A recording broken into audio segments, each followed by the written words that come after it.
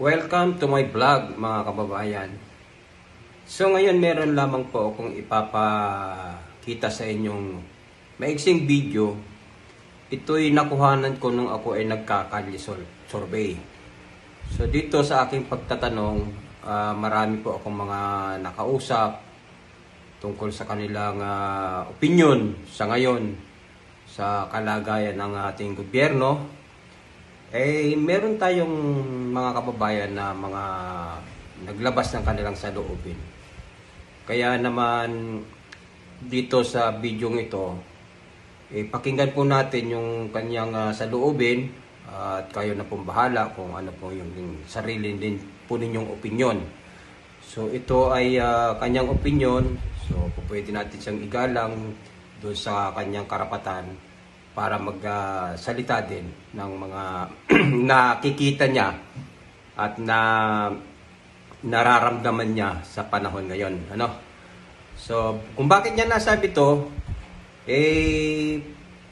pakinggan na lamang po natin yung kanyang mga sasambitin dahil ito yung taong sumuporta, humabol, nakipagbaldahan, nakipagsiksikan, na kahit sabihin sila daw ay bayaran, so talagang sila ay nagsusumiksik para lamang magawa nila yung suporta nila sa isang tao.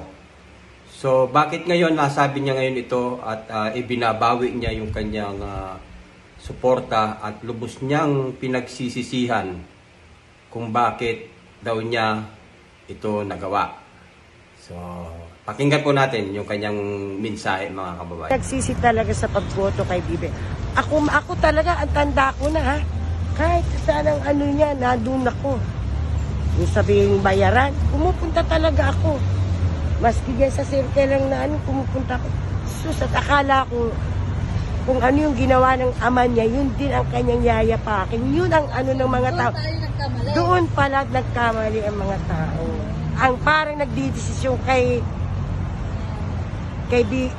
bagong presidente nating Marcos, parang hindi siya. May ibang parang nagdesisyon sa kanya. So, ibig yung sabihin na merong nagdidikta sa kanya? Merong na hindi niya kayang pahindihan. Yung tatay niya, kahit parang may nagdidikta rin, talaga namang may sarili siyang paninindigan. May sariling salita. Pero ako nga nagsisisi, ba't ako nga binoto? Daming nagsisisi. Bakit may boto yan? Ibig sabihin, pinagsisihan nyo bakit binoto nyo si Bibi? Oo. Sisisi ako dahil akala ko, yung yapak ng tatay niya, susundin niya. Gagayahin niya. Nagkamali ang maraming tao, kaya sising-sisi sila. Sinong sila? Base sa mga nakakausap naming Sa mga kapitbahay? Mga BBM na bumoto. Yan, intas, mabuti pang hindi ako bumoto dyan. Ibig sabihin po ba nabudol? Nabudol kayo? Yun po Hindi ko masabing nabudol. Sa bagay, talagang ganun. Na nadala ka sa siyempre, ang gusto natin maibalik yung pamamlakad ng tatay niya. Magandang pamamlakad ng tatay niya. Pero ngayon, Malayo. Ano po ba yung natatandaan niyo yung ginawa ng tatay niya na gusto niyong gawin sana ni BBM? Ay, marami. Hindi ko na matandaan, pero kahit sinasabi niyang kurap si tatay niya, hindi ako naniniwala kasi mahal ni President Marcos na tatay niya ang mga Pilipino. Kaya kung hindi mahal niya ang mga taong bayan, hindi siya aalis sa Malacanang. Magkamatayan at lahat, siya ang may power na mag-utos nun. Mahal niya ang mga Pilipino. So sa ngayon, kumbaga sa ngayon nawalan na yung tiwala niyo kay BBM sa atin. Kumbaga,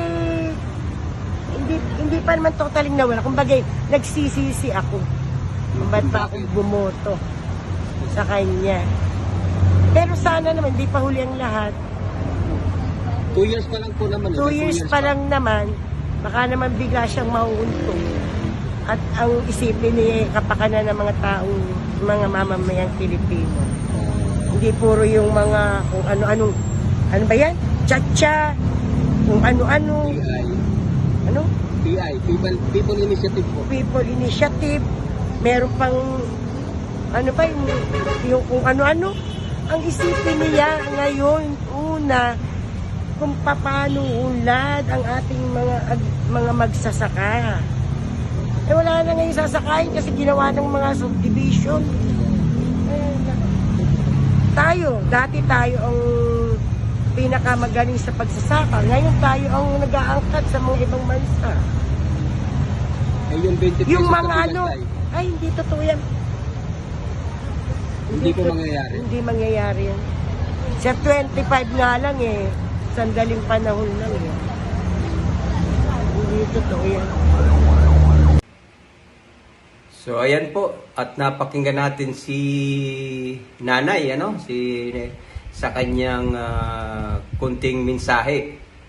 Bakit nga ba niya nagawa yun, no? At nasabi ito dahil siguro dahil sa panahon ngayon nakikita nga niya yung sitwasyon, hindi natin masisisi, 'di ba, yung ating mga kababayan na sabihin na nagsisisi sila dahil ibinoto nila si PBBM na ang expected nga nila na ang gagawin nitong si PBBM Jr.